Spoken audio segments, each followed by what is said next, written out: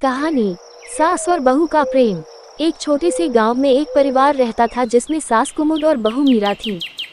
कुमुद एक कठोर और परंपरावादी महिला थी, जबकि मीरा एक समझदार और स्नेहशील बहू थी।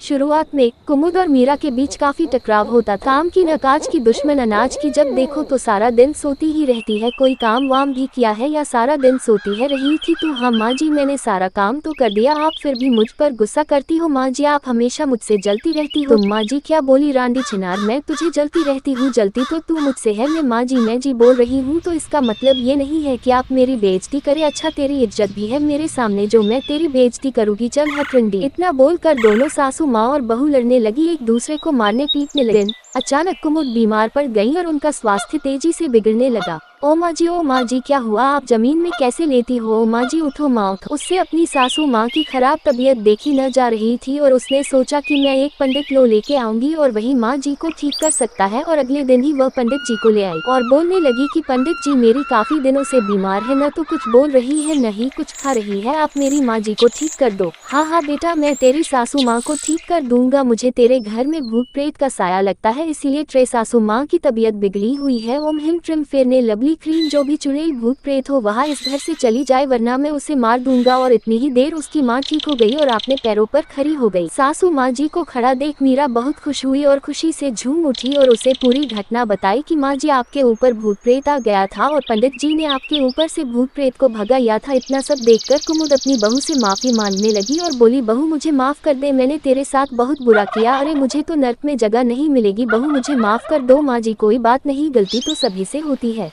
इस घटना के बाद कुमुद और मीरा के रिश्ते में एक नई गर्मी और स्नेह आ गया। वे एक दूसरे की मदद करने और एक दूसरे को समझने लगे। कहानी से शिक्षा। सास बहू का रिश्ता प्यार, समझदारी और सम्मान पर आधारित होता है।